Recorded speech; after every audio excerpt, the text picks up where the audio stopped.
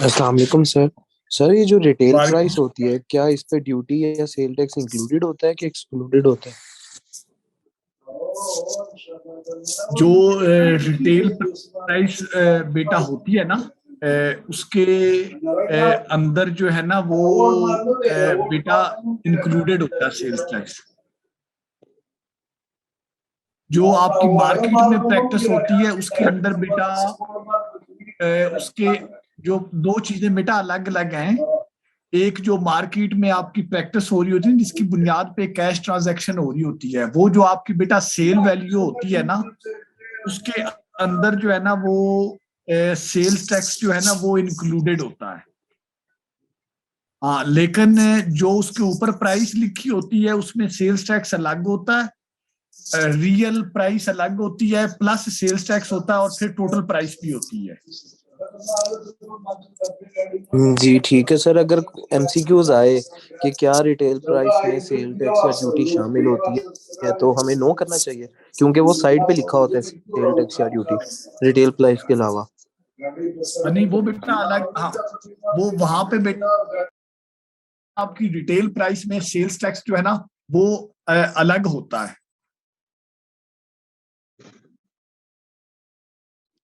Sir इसके बाद मेरा एक और सवाल था कि सर ड्रॉबैक और एडजस्टमेंट में क्या फर्क होता है? ठीक हो गया, शाबाश। अच्छा, उसमें बेटा जो एडजस्टमेंट होती है ना, वो बेटा आप जो चीज खरीदते हैं वो उसके ऊपर जो आप टैक्स पे करते हैं वो इनपुट कहलाता है। जो चीज आप सेल करते हैं उसके ऊपर जो टैक्स आप काटते हैं अपने बायर का, वो आउटपुट कहलाता है। ठीक है। तो जो आपका पेएबल होता है वो बेटा आउटपुट माइनस इनपुट होता है ना। अगर आपका आउटपुट 100 रुपया है और इनपुट अगर आपका बेटा 70 रुपीज है, तो 30 rupees is tax payable, you have to pay 30 rupees है। ये जो आउटपुट माइनस इनपुट वाली ये जो है ना, ये जो आप रिकंसिलिएशन है, दिस इज कॉल्ड एडजस्टमेंट ना, कि आपको इनपुट एडजस्ट करने के बाद जो रिमेनिंग अमाउंट है वो आपने पे करनी है। This is called adjustment. ठीक ठीक है है। सर। और ड्रॉबैक बेटा आप एक्सपोर्टर को जो है ना वो ड्यूटी ड्रॉबैक देते हैं, कि जो लोग अपनी चीजें मतलब एक्सपोर्ट कर रहे हैं ना, एक्सपोर्टर है, उनको बेटा इंटरनेशनल मार्केट में compete करने के लिए एक्सपोर्ट वैल्यू की एक रेशियो 2%, 3%, 2.5%, 3.5%, वो उनको ड्यूटी ड्रॉबैक के नाम पे वापस की जाती है। वो ड्रॉबैक कहलाता है। ठीक है सर, थैंक यू। जी। ओके। जो सर विद होल्डिंग टैक्स होगा हमारा, सर उसके जी। रेट्स पढ़ना सर सिलेबस के अंदर इंक्लूडेड है, मतलब उसको। और सेकंड सर जो शेड्यूल्स हैं, जो शेड्यूल्स होते हैं, क्या उनको पढ़ना भी सर जरूरी होगा, या सिर्फ उनके नेम ही याद करें कि ये शेड्यूल किसको डील कर रहे हैं? ठीक है, शाबाश। उसमें बेटा दो अलग अलग चीजें हैं। नंबर वन, आपके क्वेश्चन को हम दो तीन हिस्सों में डिवाइड करते हैं ना। पहला आपका बेटा ये क्वेश्चन है कि जो सेल्स टैक्स के अंदर शेड्यूल हैं उसमें आपको ये पता होना चाहिए कि थर्ड शेड्यूल किस चीज को डील करता है, फिफ्थ शेड्यूल किस चीज को डील करता है, सिक्स्थ शेड्यूल किस चीज को डील करता है ना। यानी उधर एक शेड्यूल की डिस्क्रिप्शन है कि फॉर एग्जाम्पल एक शेड्यूल जो है ना वो एग्जाम्पशन को डील करता है, एक जीरो रेटेड को डील करता है। वो एक चार्ट बना हुआ, वो आपने याद करना, पहली चीज हो गई। दूसरी बेटा जो इनकम टैक्स के अंदर शेड्यूल हैं उनके अंदर कुछ रेट ऑफ टैक्सेस हैं, कुछ कंसेशन की बात है, कुछ एग्जेम्पशन की बात है। वो आपने बेटा उनके शेड्यूल का टाइटल ज़हन में रखना है, और बाकी आप उसको एक नजर से गो थ्रू कर लें। उसके अंदर बेटा तफसील में जाने की जरूरत नहीं है, क्योंकि वो शेड्यूल की डिटेल बहुत ज्यादा है, वो रेट उस तरह आपसे डिटेल में नहीं पूछेगा। हाँ, जी आपको ये ठीक है पता सर। होना चाहिए कि फर्स्ट शेड्यूल किस चीज को डील करता है, सेकंड किसको करता है, थर्ड किसको करता है। ये मोटा मोटा आपको शेड्यूल की डिस्क्रिप्शन का पता हो। जी राइट सर। सर मेरा एक और क्वेश्चन है कि एफबीआर के जो करंट अफेयर्स है, जो एफबीआर की न्यूज़ है, सर जी क्या जी। वो सिलेबस के लिए जो है वो हमें करनी चाहिए, और अगर करनी है तो फिर कहाँ से जो है बिल्कुल। वो करनी चाहिए, वो कौन सी वेब? वो बेटा आपको करनी चाहिए। जैसे फॉर एग्जांपल अभी करंट चेयरमैन का नाम है, मेंबर आईआर ऑपरेशन का नाम है, ये आपको पता होना चाहिए ना। ठीक है। अभी ये जो मिनी बजट आया है, इसको भी आपको रीड करना चाहिए ना, कि कौन कौन सी चीजों के ऊपर कुछ चीजें टैक्स की चेंज हुई हैं। ये भी आपको पता होना चाहिए। आप वो बेटा एफबीआर की वेबसाइट से भी पढ़ सकते हैं, और कुछ जो जैसे अभी ये सेकंड क्वार्टर का टारगेट कितना था, ये आपको बेटा इकोनॉमिक सर्वे से भी पता चल जाएगा, डान अखबार के येलो पेज से भी पता चल जाएगा। एफबीआर की वेबसाइट भी जो है ना देखते रहे, वहां पे भी सर्कुलर वगैरह जो है ना वो जारी होते रहते हैं। जी अच्छा ठीक सर, हो गया यहाँ पे सर, मेरा थैंक एक यू। सवाल था कि सर फिस्कल पॉलिसी का जो डॉक्यूमेंट आता है वो बेसिकली इकोनॉमिक सर्वे के साथ ही आता है। हर साल जब बजट पेश होता है तो हुकूमत जी फिस्कल पॉलिसी का भी अपना एक डॉक्यूमेंट देती है। अब सर ये मिनी बजट आया है, तो क्या सर इसमें फिस्कल पॉलिसी का दोबारा डॉक्यूमेंट आएगा कि पीछे वाली ही बस प्रिपेयर कर ली जाए? नहीं नहीं बेटा, ये बेटा जो मिनी बजट है, ये बेटा आपका बकायदा सप्लीमेंट्री फाइनेंस एक्ट पास हुआ है।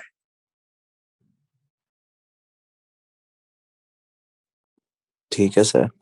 हाँ, ये जो सप्लीमेंट्री फाइनेंस एक्ट बेटा पास हुआ है, that is part of your original finance सलामकुम एक्ट, सर। जो आपका यकम जो सलामकुम सर, आपका स्टडी बेटा। रिव्यू से बात कर रहा हूँ। माजरत आपको डिस्टर्ब किया। जी ये 10 मिनट बाद एक बार मीटिंग एंड होगी, मैं दोबारा से लिंक सेंड करूंगा, आप काइंडली दोबारा ज्वाइन कर लीजिएगा। तमाम स्टूडेंट्स आप लोग भी सुन लें।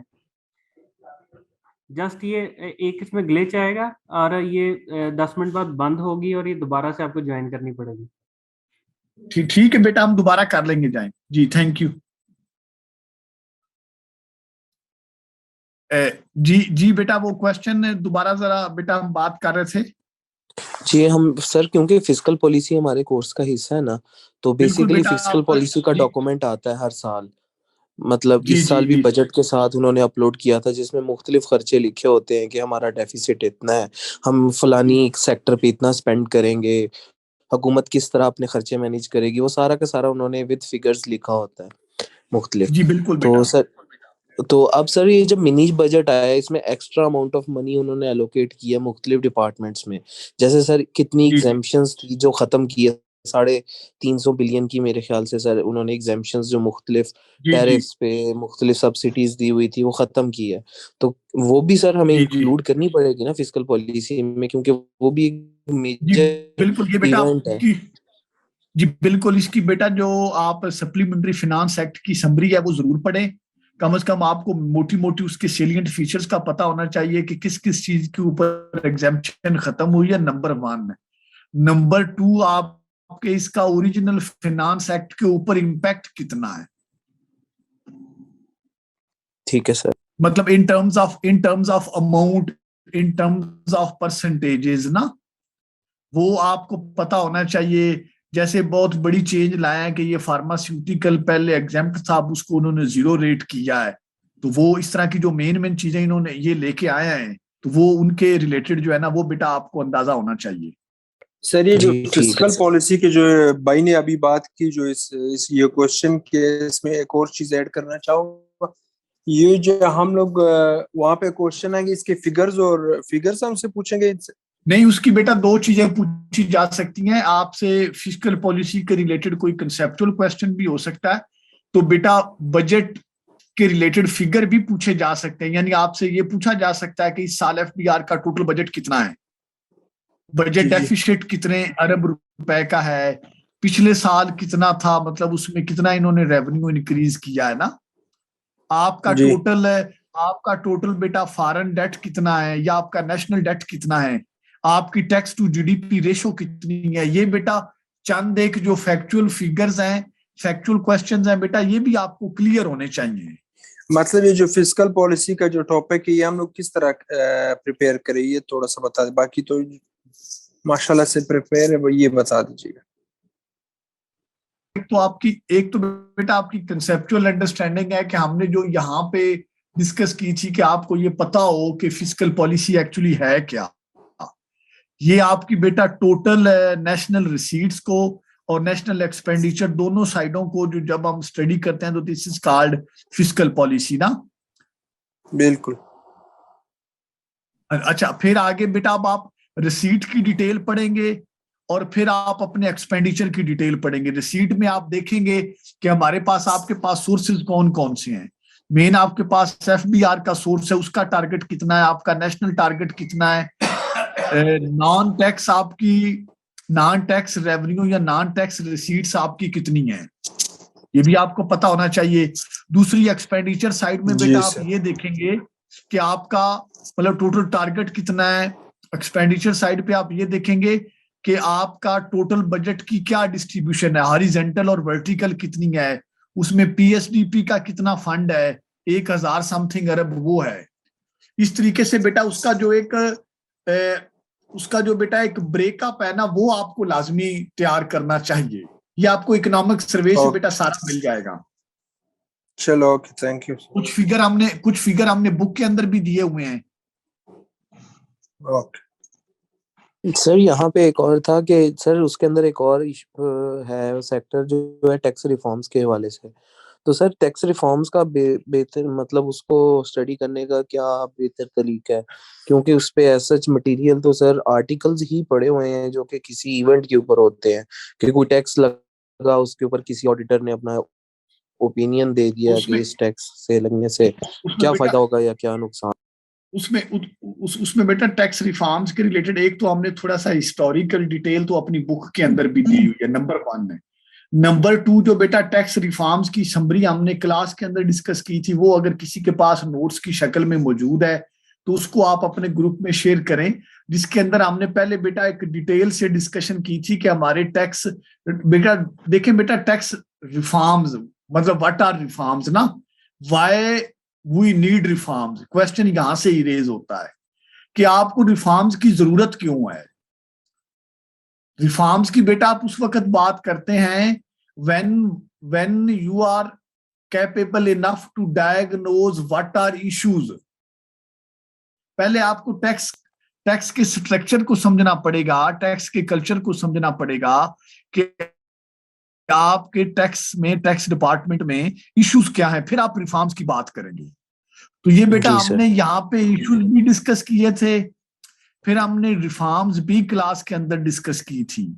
और अब जो बुकिश चीजें हैं वो हमारी बुक के अंदर भी मौजूद हैं, तो कहीं से अगर आपको बेटा को अच्छा आर्टिकल मिलता है तो वो भी मतलब आप पढ़ें, क्योंकि इसके ऊपर कोई बेटा कोई कंप्रीहेंसिव या डिटेल डॉक्यूमेंट मतलब नहीं है मौजूद, क्योंकि इसके ऊपर बेटा अभी कोई प्रैक्टिकल टैक्स रिफॉर्म्स पॉलिसी की शक्ल में बेटा सामने आया ही नहीं है। अब तक जितनी भी टैक्स रिफॉर्म्स के ऊपर डिस्कशन है ना, वो बेटा प्रपोजल्स हैं कि ये होना चाहिए, ये होना चाहिए, ये होना चाहिए on the basis of issues. जी सर, इसी तरह वो बेटा पढ़ के तो मेन आपने ये इंटरव्यू के लिए बड़ा इंपॉर्टेंट क्वेश्चन होगा इंशाल्लाह ताला, आप लोग क्वालिफाई इंशाल्लाह करेंगे रिटर्न। तो आपको बेटा पहले इसको 2 हिस्सों में आपने कैटेगराइज करना है इस कंसेप्ट को। पहले के व्हाट आर इश्यूज हमने डिस्कस किया डिटेल से, फिर आगे उन इश्यूज का जो सोल्यूशन है वो आपकी रिफॉर्म्स का एजेंडा है कि आपकी रिफॉर्म्स किन किन पैरामीटर के ऊपर होनी चाहिए, उनको आपने बेटा इस अंदाज में तैयार करना है। और पीछे जो कुछ हुई है किस इदारे ने उनको असिस्ट किया है, कब हुई है, वो बुक के अंदर मौजूद है। जी sir, thank you. Sir penalties के बारे में थोड़ा सा बता दें। जी सॉरी बेटा जी बेटा पेनल्टीज के बारे में बता दें थोड़ा। अच्छा ठीक है, पेनल्टीज का बेटा आपका बेटा नाम क्या है? सर अहमद कुरैशी।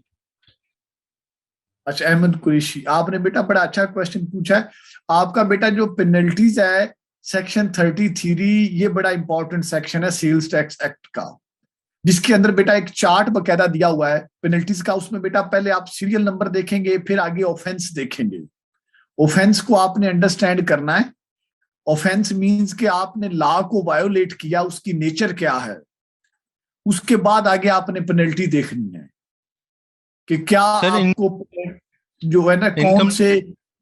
जी जी सर, ये सेल टैक्स की बता रहे हैं ना, ये इनकम टैक्स की भी है, एफईडी की भी, तो ये तीनों याद करनी पड़ेंगी। नहीं बेटा, उसमें जो इनकम टैक्स की पेनल्टीज हैं वो तो बेटा आपके सिलेबस में शामिल नहीं है, ठीक है ना। वो वो आपका सेक्शन है 182 का इनकम टैक्स ऑर्डिनेंस में, उसको आप एक नजर देख जरूर लें, लेकिन वो बेटा आपके सिलेबस में ऐसा सच शामिल नहीं है। लेकिन जो सेल्स टैक्स की और एफईडी की पेनल्टीज हैं उनको सारी को आप गो थ्रू करेंगे। सर मैंने ये इनकम टैक्स के बहुत से सेक्शंस एमसीक्यूज में देखे जो कि सिलेबस का पार्ट ही है, लेकिन एमसीक्यूज में है, तो काफी लोग कह रहे हैं ये इंपॉर्टेंट है। तो इनकम टैक्स की सिलेबस के अलावा भी सेक्शंस आ सकते हैं?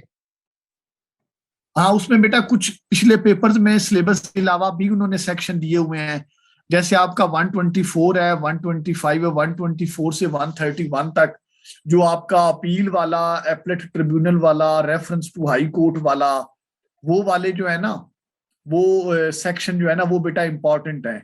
अगर कहीं से आपको ऑब्जेक्टिव मिलती हैं ऐसी कोई, अगर 50-100 ऑब्जेक्टिव मौजूद है तो वो बेटा 50-100 ऑब्जेक्टिव तो तैयार करने में कोई हर्ज नहीं है, वो आप उनको तैयार कर लें। अगर उसमें कोई एक आध दो क्वेश्चन आ जाते हैं तो वो आपको फायदा हो जाएगा। जी ठीक है सर। इसके अंदर सर एक और चीज है कि जो रिफंड है, जो सर रिफंड्स होते हैं वो एक्सपोर्टर का आउटपुट टैक्स क्या होता है, पहला क्वेश्चन तो ये है। और अगर होता है तो रिफंड हम एक्सपोर्टर को देते क्यों है, मतलब उसकी रीजन क्या होती है, हम क्यों रिफंड एक्सपोर्टर को या किसी भी बंदे को, जो आपने बताया था कि दो तरह के होते हैं विद होल्डिंग टैक्स, एक एडजस्टेबल होता है, नॉन एडजस्टेबल होता है। तो वो जो एडजस्टेबल है वो फिर रिफंड में आएगा। तो ये सर रिफंड का थोड़ा मुझे बताइए। ठीक आपका बेटा नाम क्या है? सर मोहम्मद अब्बास। मोहम्मद अब्बास। अच्छा, पहले बेटा तो ये आपने देखना है कि रिफंड बेटा एक्सपोर्टर की स्टेज तो बाद में आएगी। पहले नंबर पे आप बेटा देखेंगे कि रिफंड होता क्या है। रिफंड बेटा आपकी जो एक्सेसिव पेमेंट होती है, एक्सेसिव पेमेंट जो आपकी एक्चुअली नहीं बनती, लेकिन ड्यू टू एनी ट्रांजैक्शन आपका टैक्स कट गया है, एक्चुअल में आपका कम बनता है, तो जो आपकी एक्सेसिव डिडक्शन है वो आपको रिफंड मिलेगी इनकम टैक्स में। नंबर 1, फॉर एग्जाम्पल मैं दे देता हूं, मैं एक सैलरीड पर्सन हूं, मेरा बेटा विदहोल्डिंग टैक्स जब मुझे डिपार्टमेंट, ये बेटा सारे सुन ले, बड़ा अच्छा क्वेश्चन पूछा बच्चे ने। मैं एक सैलरीड पर्सन हूं, मुझे जब गवर्नमेंट तनख्वाह देती है तो वो मुझे मिलती है वाया डिस्ट्रिक्ट अकाउंट ऑफिस। जब वाया डिस्ट्रिक्ट अकाउंट ऑफिस मिलती है तो मेरी बेटा सैलरी के ऊपर जितना टैक्स बनता है वो डिस्ट्रिक्ट अकाउंट ऑफिस पहले विदहेल्ड कर लेता है। फॉर एग्जाम्पल मेरी सैलरी के ऊपर बेटा बनता है 50,000 रुपया टैक्स, तो 12 महीने हैं तो वो 4-4.5 रुपया पर मंथ जो है ना वो काट लेते हैं। ठीक है, अब मेरे पास कुछ रिसोर्सेज हैं, मैं उन रिसोर्सेज से एक गाड़ी खरीद लेता हूं। गाड़ी के ऊपर जब विदहोल्डिंग टैक्स बेटा at the time of registration मुझे देना पड़ता है, फॉर एग्जाम्पल वो बेटा है 40,000 रुपया या 50, मैंने छोटी गाड़ी ली है 50,000 रुपया। अब जो मेरी बेटा आमदनी के ऊपर टैक्स था वो तो मेरा डिस्ट्रिक्ट अकाउंट ऑफिस ने काट लिया, और मुझे उन्होंने at the end of financial year एक सर्टिफिकेट भी दे दिया जो कि मेरी पे स्लिप के नीचे ही लिखा हुआ है कि जी आपकी टोटल ग्रास सैलरी इतनी है इस्माइल दानिश की, इतना इसका टैक्स बनता था, वो हमने काट लिया। अब मैंने बेटा गाड़ी ली, एक्साइज ऑफिस से रजिस्टर करवाई, उन्होंने मुझे कहा कि जी आप ये टैक्स जमा करवाएं तब आपके नाम गाड़ी रजिस्टर होगी। मैंने बेटा वो भी टैक्स जमा करवाया, मैंने गाड़ी रजिस्टर करवा ली। अब मैं जब अपनी रिटर्न जमा करवाऊंगा तो मैं उसमें दोनों जो अपनी मेरी डिडक्शन है वो मेंशन करूंगा कि जी इतनी मेरी आमदन थी, ये मेरा अकाउंट ऑफिस ने टैक्स काटा है, और ये मैंने गाड़ी की रजिस्ट्रेशन के ऊपर दिया है। मेरा टैक्स बनता था 50,000 मेरी आमदन के हिसाब से, लेकिन मेरी डिडक्शन है 90,000, लिहाजा मेरा 40,000 रिफंड है। वो डिपार्टमेंट मेरे उस चालान को जो मैंने बेटा गाड़ी की रजिस्ट्रेशन के टाइम पे जमा करवाया था, department will verify that refund that is paid or deposited by Ismail Danish XYZ, any taxpayer हो सकता है, वो बेटा मुझे वापस मिलेगा। पहला कंसेप्ट ये इनकम टैक्स में ये है कि अगर आपका एक्सेसिव टैक्स किसी भी वजह से कट गया है, क्योंकि टैक्स तो आपने बेटा वन टाइम ही देना ना, बार बार तो नहीं देना। आप फॉर एग्जांपल मैं उसी के साथ ही कोई और चीज खरीद लेता हूं, मेरा एक बच्चा मेडिकल कॉलेज में पढ़ता है, वहां पे मुझे कुछ फीस के साथ टैक्स देना पड़ता है, वो बेटा मेरी टोटल मैं डिडक्शन जब काउंट करूंगा, जितनी मेरी एक्सेसिव डिडक्शन होगी, ये कंसेप्ट ज़हन में रखना है, एक्सेसिव डिडक्शन वो मुझे रिफंड मिलेगी इनकम टैक्स में। ये बात हो गई। वो बहुत सारी बड़ी बड़ी कंपनीज को बेटा मिलती है, क्योंकि वो जब इंपोर्ट करते हैं तो आपका एक 148 सेक्शन है इनकम टैक्स ऑर्डिनेंस में कि इंपोर्ट के ऊपर आपको 5%, 6% टोटल वैल्यू का, जीडीज के ऊपर हम टैक्स कहते हैं उसको, गुड्स ऑफ डिक्लेरेशन, जो चीज आप इंपोर्ट करते हैं वहां पे आपको टैक्स जमा करवाना पड़ता है, वो बेटा आपको रिफंड मिल जाता है। ये इनकम टैक्स में कंसेप्ट है। अब हम आ जाते हैं सेल्स टैक्स में। Too simple. सेल्स टैक्स में बेटा जो चीज आप खरीदते हैं वो आपका है इनपुट, जब आपने चीज बेची वो आपका है आउटपुट।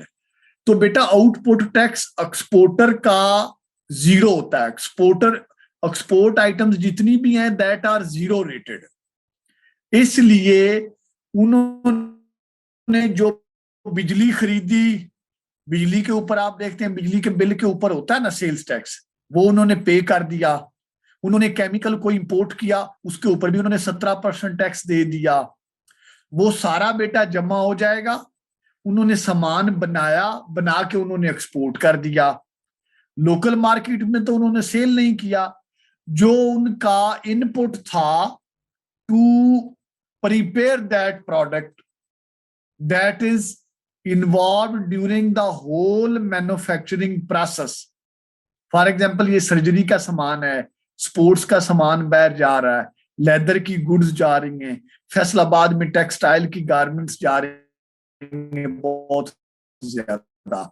लेकिन जब बेटा वो तैयार करते हैं तो वो मार्केट से केमिकल भी खरीदते हैं, कपड़ा भी खरीदते हैं, बिजली भी खरीदते हैं, गैस भी इनपुट की शक्ल में। वो बेटा एक्सपोर्टर को मिलता है वापस, वो रिफंड कहलाता है। जी ये बेटा अभी सभी का क्लियर हो गया रिफंड वाला। इसके सेक्शन बेटा आपने ज़हन में रखने हैं। सेक्शन 10 है सेल्स टैक्स में, फिर सेक्शन 66 है इनकम टैक्स में, 170 है सेक्शन, ये आपने ज़हन में रखने। इसमें बेटा किसी भी स्टूडेंट का कोई क्वेश्चन है तो वो पूछे, फिर हम आगे चलते हैं।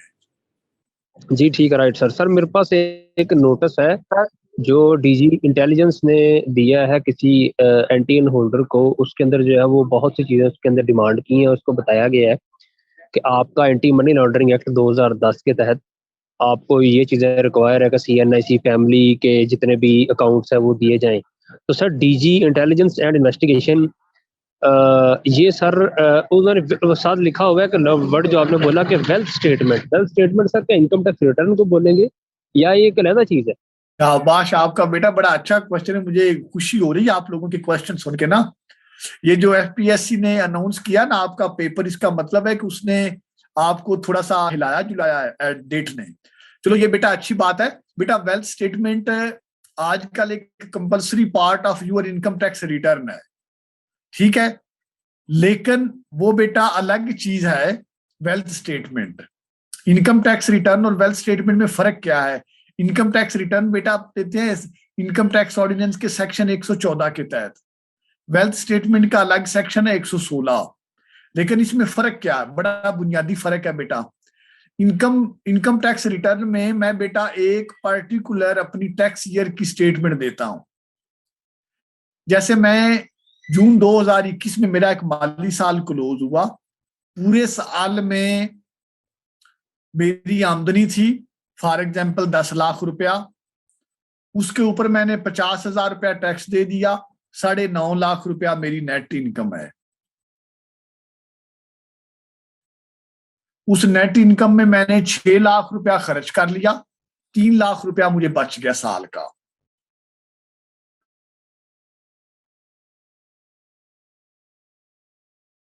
एग्जाम्पल मैं एक दे रहा हूं मोटी सी, ये बेटा है इनकम टैक्स रिटर्न, या मेरी कोई इनहेरिटेड एग्रीकल्चर लैंड है, या मेरी कोई प्रॉपर्टी है मैंने कहीं रेंट पे दी हुई हो, कोई भी कहीं से भी अगर मुझे पैसे मिले हैं तो वो मैं अपनी इनकम में मेंशन करूंगा जो मुझे इस फाइनेंशियल ईयर में मिले हैं।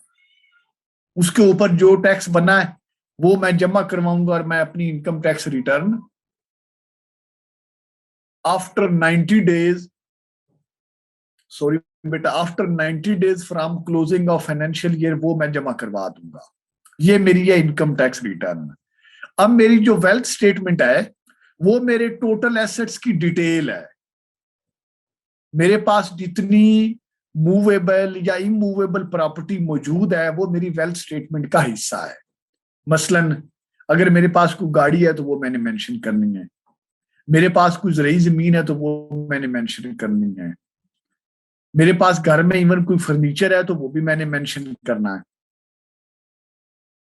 हर चीज मेरे पास कोई कैश मौजूद है, कोई प्राइस बॉन्ड मौजूद है, घर में मेरे पास गोल्ड मौजूद है, यानी कोई भी चीज जो मेरी एसेट का हिस्सा है, मूवेबल है या इमूवेबल है, वो मेरी बेटा बनेगी वेल्थ स्टेटमेंट। इसके साथ ही एक टर्म यूज होती है वेल्थ रिकंसिलिएशन स्टेटमेंट, कि मैंने हर साल अपनी रिटर्न के साथ वेल्थ स्टेटमेंट देनी है। और वेल्थ स्टेटमेंट का मतलब बेटा ये होता है कि मैंने अपनी वेल्थ स्टेटमेंट को रिकंसाइल करना है। मसलन फॉर एग्जांपल मैं एग्जांपल देता हूं, आप में से कोई अभी अरसलान भुट्टो साहब मुझे नजर आ रहे हैं। अरसलान भुट्टो साहब ने 2021 में रिटर्न जमा करवाई। इन्होंने लिखा कि मेरे टोटल एसेट्स हैं 5 मिलियन के, मेरी 10 लाख रुपया आमदन है, ये मेरा 7 लाख, 6 लाख, 5 लाख रुपया खर्चा है। अब जब 2022 में ये अपनी रिटर्न के साथ वेल्थ स्टेटमेंट जमा करवाएंगे, अब भुट्टो साहब ये कह देते हैं कि जी मेरे एसेट्स अब हो गए हैं 9 मिलियन, 4 मिलियन का मेरा इंक्रीज है एसेट के अंदर, तो वो भुट्टो साहब को रिकंसाइल करना पड़ेगा।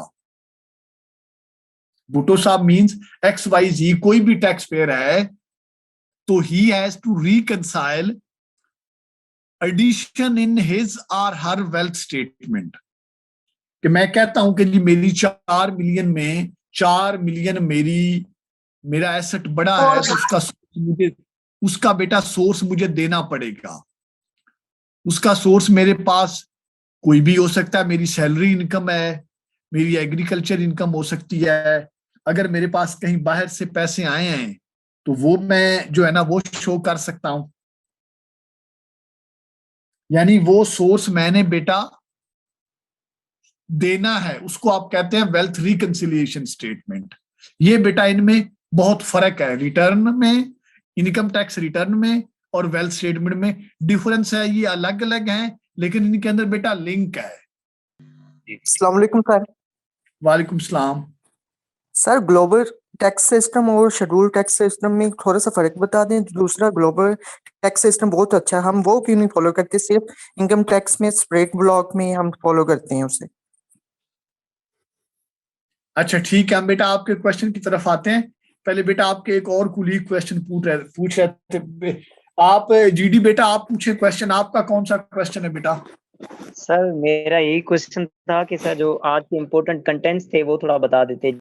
आपका बेटा जो सेक्शन 121 है वो बेटा एक्स पार्टी या बेस्ट जजमेंट को डील करता है।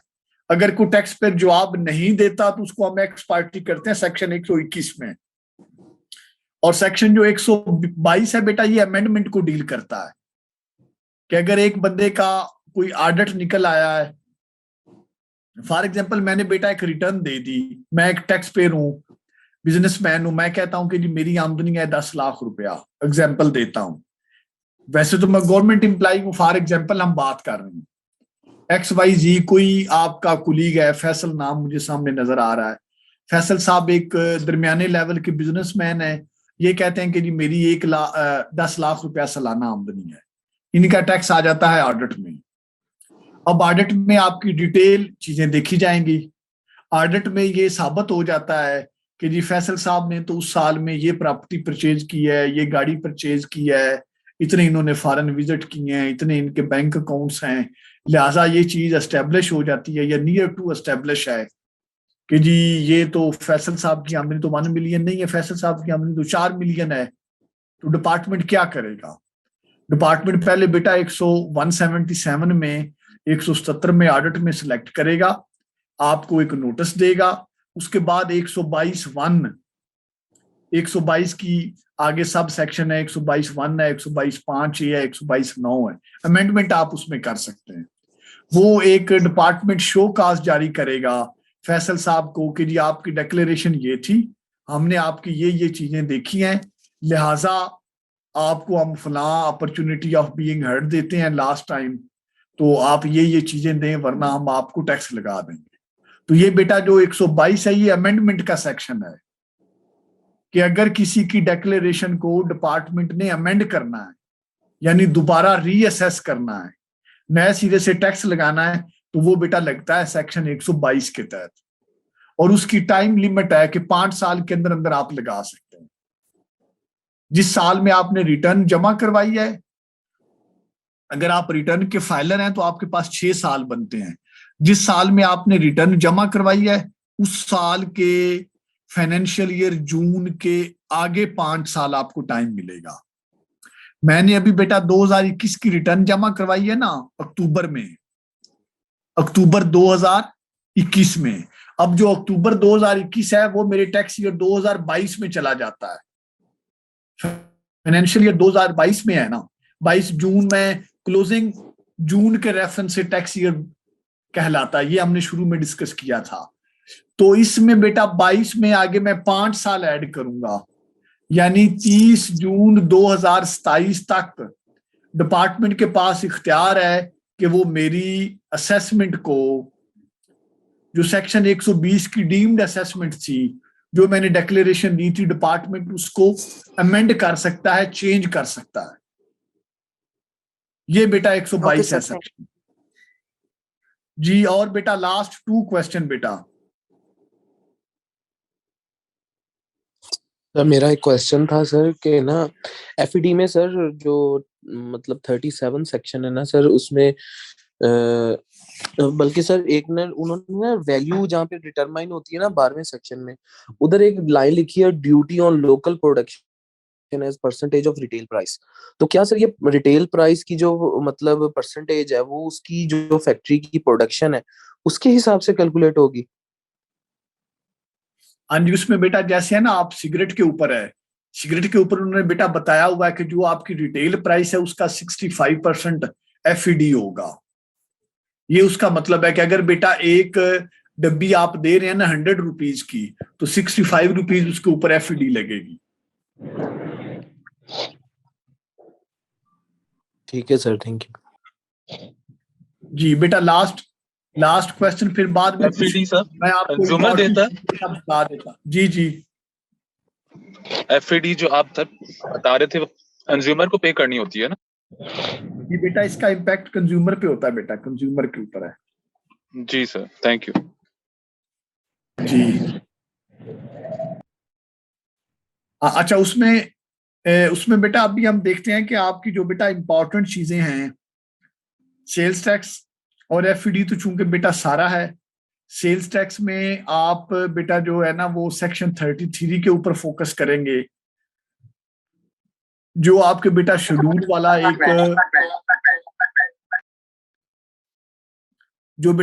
वाला एक चार्ट है हमारी बुक के अंदर, first schedule, second schedule, 11th schedule तक, उसको बेटा तैयार करने की कोशिश करें। जो हमारा एक इंपॉर्टेंट प्रोविजंस वाला चार्ट है उसको भी गो थ्रू करने की कोशिश करें।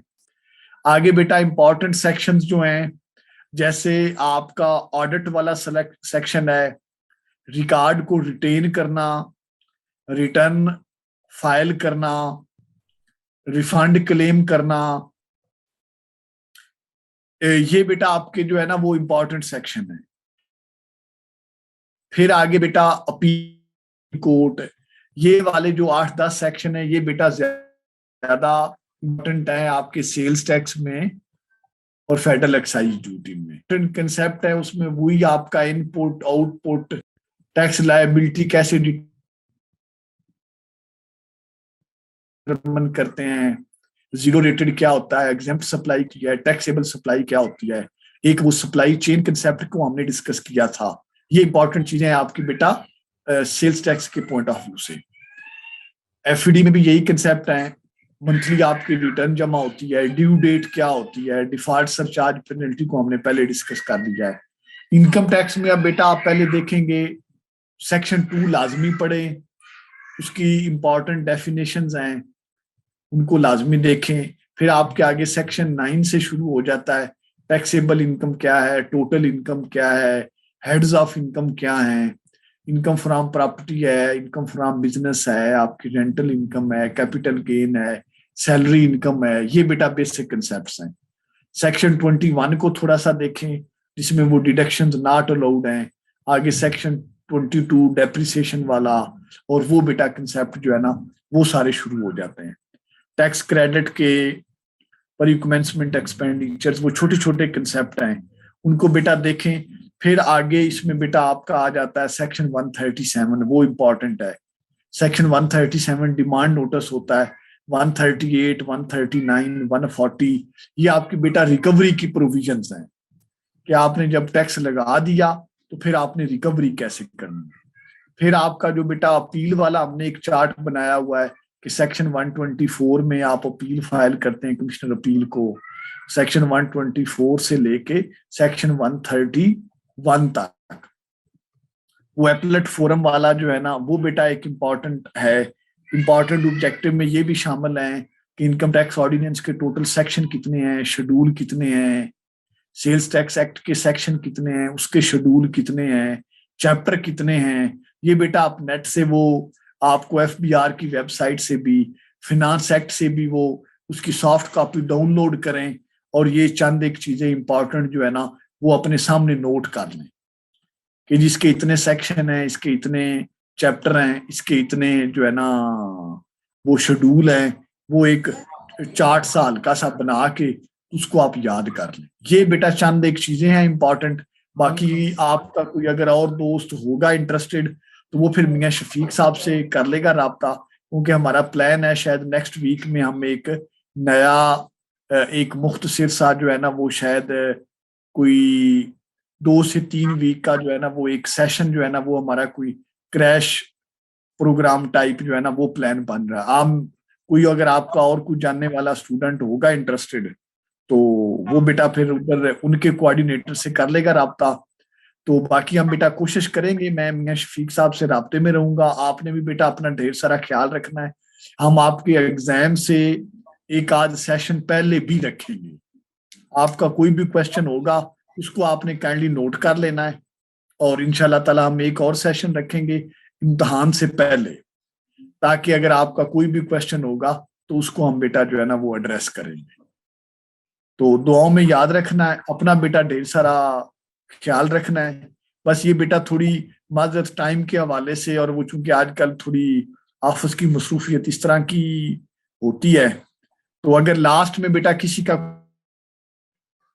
कोई क्वेश्चन है तो लास्ट में आप भी पूछ लें। लास्ट 2 क्वेश्चन बेटा। सर मेरा ये क्वेश्चन था, जो हमारे ये शेड्यूल्स में जो ये परसेंटेजेस दी हुई हैं सारी, इनको भी हमने कंसर्न यानी याद करना है कि कौन सी चीज पे कितना % लगेगा?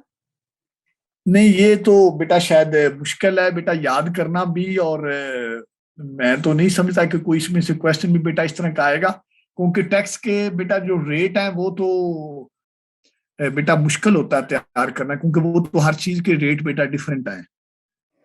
सर यानी मतलब हम सिर्फ ये कंसर्न कर लें कि कौन सा शेड्यूल किस चीज को डील करता है, ये इनफ होगा, उसके अंदर डिटेल में जाने की तो जरूरत नहीं है।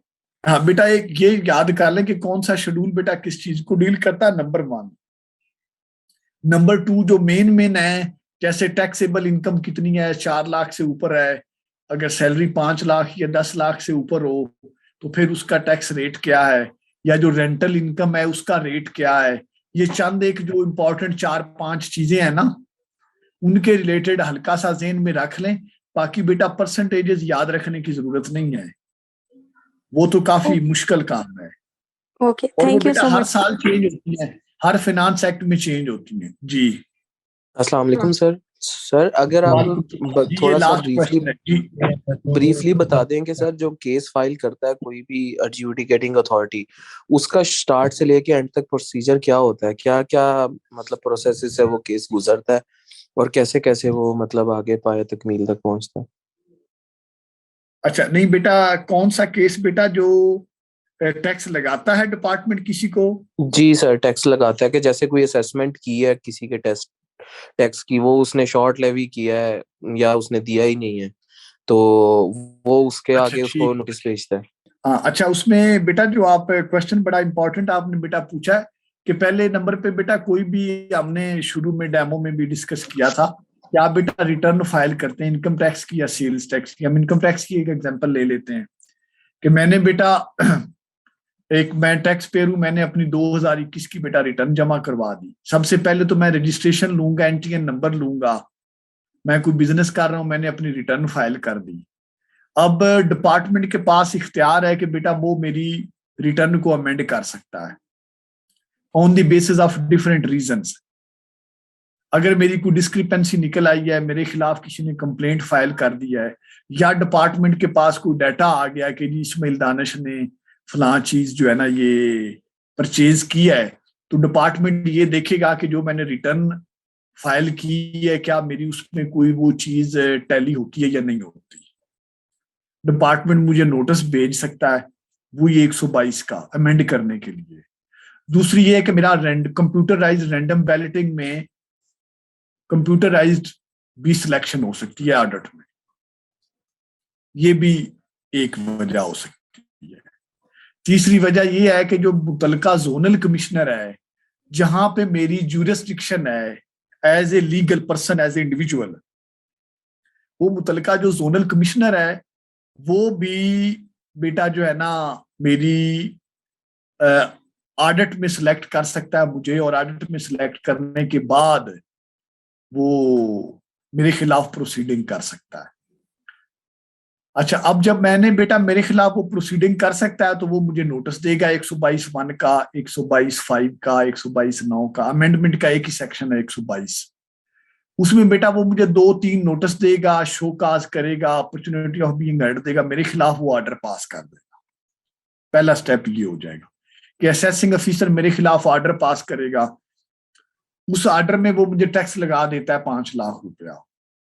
जब बेटा वो मुझे टैक्स लगा देता है तो फिर वो मेरे उसके डिपार्टमेंट के पास आगे ऑप्शन होती है कि वो मुझे रिकवरी का नोटिस भेजेगा। मतलब बेटा आवाज आ रही है मेरी? जी सर, आ रही है सर। अच्छा, जब बेटा पहले नंबर पे डिपार्टमेंट मुझे टैक्स लगाएगा, फिर डिपार्टमेंट रिकवरी प्रोसीडिंग मेरे खिलाफ शुरू कर देगा। सर ये जो टैक्स अब लगाएगा मेरे इसे पास, असेसमेंट कहेंगे? जी बेटा, जो सर डिपार्टमेंट टैक्स लगाएगा उसके बाद उसे असेसमेंट कहेंगे? जी बेटा, जब वो ऑर्डर हो जाएगा तो उसको असेसिंग ऑफिसर ऑर्डर करेगा, उसको हम असेसमेंट ऑर्डर कहते हैं। ठीक है सर। वो असेसमेंट ऑर्डर मेरे खिलाफ पास करेगा, उसके साथ वो 137 का डिमांड नोटिस देगा असेसमेंट ऑर्डर के साथ, वो मुझे सर्विस करवा देगा। उसके 1 महीने के अंदर अंदर मेरे पास राइट है कि मैं अपील फाइल कर सकता हूं, और 1 महीने के बाद डिपार्टमेंट के पास इख्तियार है कि वो मुझे रिकवरी के लिए पूछ सकता है। अब मैंने अपील फाइल कर दी, डिपार्टमेंट ने मुझे रिकवरी का नोटिस दे दिया, तो पहला फोरम बेटा मेरे पास है कमिश्नर अपील के पास, मैं अपील फाइल करूंगा। वो मेरी अपील जो है ना वो सुनेगा, वो फैसला करेगा, वो मेरे टैक्स को माफ भी कर सकता है, कम भी कर सकता है, खत्म भी कर सकता है।